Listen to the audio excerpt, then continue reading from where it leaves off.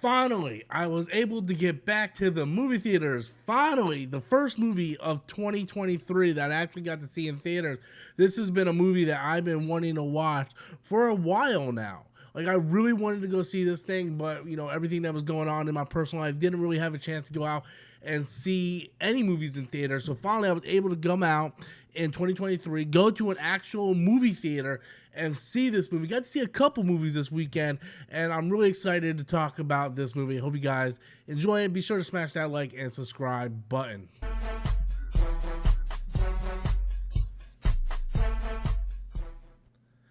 Hey guys, welcome back to the channel. So I'm super excited. The first movie review, I believe this is my first movie review of 2023.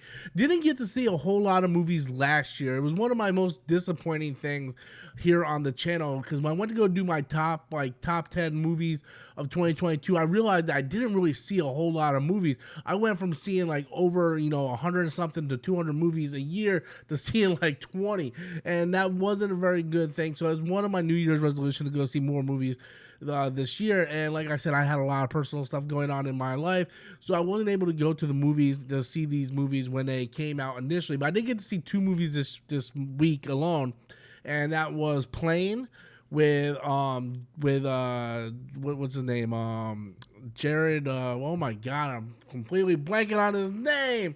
Oh my god. But he plays like the same role, but it's got Mike Coulter in it, and oh my god, I know you guys are thinking the same thing I'm thinking. Jared Butler.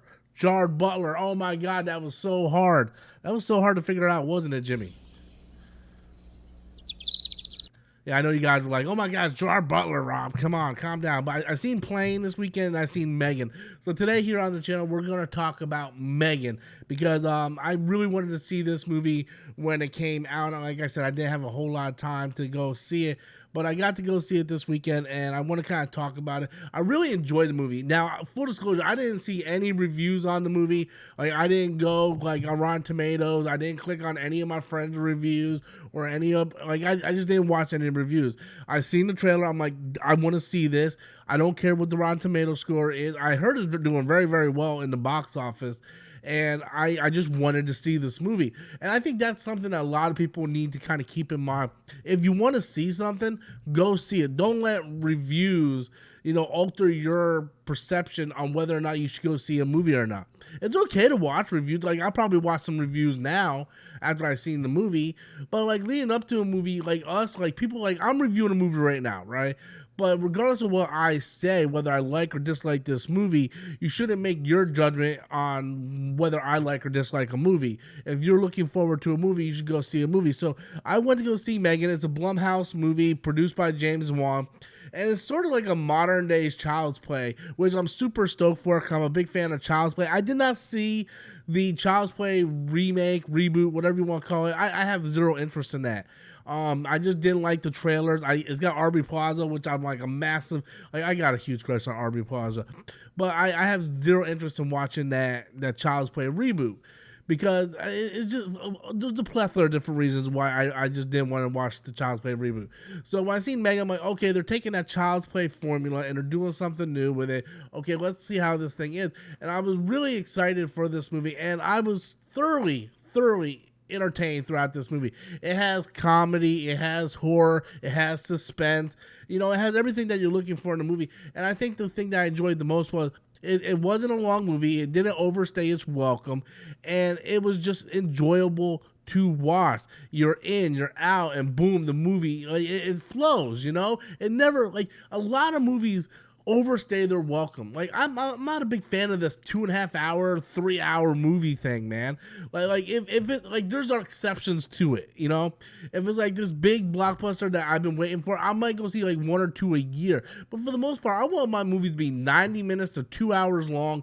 Get in, get out, boom. A simple premise, Black Phone, also done by Blumhouse last year, really kind of just blew me away. Blumhouse really kind of knows how to do these smaller movies and make a big return on them.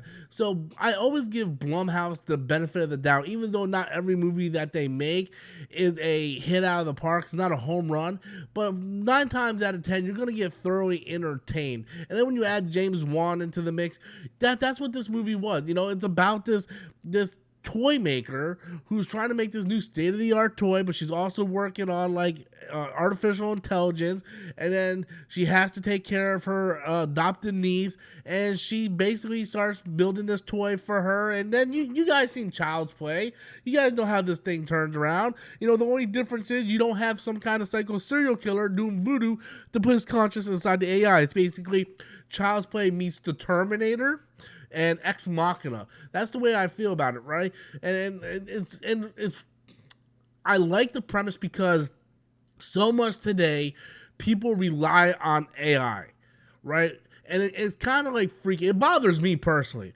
right? Like I live with my fiance and we have roommates. It's her sister and her sister's boyfriend, and they're much younger than us. Like they're 19, or I think they're 20 and 21. Both of them, my I guess future sister-in-law and her boyfriend, they're 20 and 21. They're super young, but even at an early age, they rely on Alexa to do everything. Alexa, how cold is it outside? Alexa, what's the weather going to be like later? Alexa, set a time for this. Alexa, I need to do that. Alexa, what's going on? Alexa, I need to wipe my ass. Alexa, oh my God. It's like, Alexa, how cold is it outside? Like, dude, go outside and find out. You're literally 5 feet from the door. Alexa, turn on the light. Bro, the light switch is right there. I can turn the lights on faster than you can finish that sentence to Alexa. So this younger generation that we're growing up with really relies on this Alexa artificial intelligence. Like, we have to have these voice commands and have Alexa tell us everything. And it really gets to the point to where we don't think anymore for ourselves. We don't need to think or hold ourselves accountable because we have AIs to do that for us. We don't need to turn on a light like this because we can say, Alexa, turn on the light, or set an alarm for us, or what's the temperature outside? Like, I'd rather step outside and find out for myself. But I fully admit I'm from an older age to where I just look at that. I find that just lazy personally, right? Like you can't step outside to find out the temperature. You can't just hit the light. Like you're standing right next to the light switch. Like, you can't hit the light switch. So, but the younger generation coming up sees this, and that's the normal thing for them. So M3GAN really kind of capitalizes on that aspect of our culture, mixed with a little bit of Child's Play and where things are going, and we get the M3GAN movie, which I find fascinating on so many different levels, right? The movie is very funny at times. Like, it's really over the top, cheesy kind of funny. Much like you go back and watch Child's Play now, it's over the top, cheesy kind of funny. And then it adds that horror element spin to it, and a message about, AI and the overuse of AI and how we rely on AI. And I found the movie thoroughly enjoyable, me personally. I found it thoroughly enjoyable, and I really had a fun time with it. And I was debating whether or not to go, because I was trying to go see this thing in theaters the entire month. But for you guys who probably aren't aware, I got a lot of personal things going on. I had my car stolen and all that stuff. So I wasn't really able to just pick up and go to the movie theaters. So I was finally able to go this weekend. I did a double feature with this. I'm playing with Gerard Butler, and I remembered his name this time. And I remember as I was heading to the theater that M3GAN was now put on video on demand. So I was like, okay, do I pay $30 for me and my fiance to go see this movie, or do I pay $20 and we stay in? And I decided, no, let's go to the theater, right? It's been forever since we went to the theater. Let's go to the theater. I want to start experiencing these movies the way they're meant to be experienced. And I kind of got lazy over COVID to where everything was just coming out on demand. All these big movies are coming out on demand, and I was just waiting. And then looking back in 2022 and not seeing as many movies as I could have is because I waited on so many of them to come on VOD, and then when they went on VOD, I either didn't watch them or I just found out something else to watch. So I made a conscious effort to go see M3GAN in theaters, and I'm glad I did. I had a thoroughly good time seeing this movie on the big screen, and overall, I had a great enjoyment of it. So M3GAN, not a perfect movie. It's not like a 10 out of 10, 9 out of 10. It's a solid B movie, right? It's a solid B movie. I give it a 6.5, 7 out of 10. Had a great time watching the movie. Had a drink, had some Starburst, sitting there in the recliner chair. Great time. well spent. I enjoyed the movie, but have you seen it? Be sure to leave your comments in the comment box below. What do you guys think of M3GAN? Leave those comments below, and I'll see you guys next time. Until next time, as always, I am Robert Storms, and that's my opinion.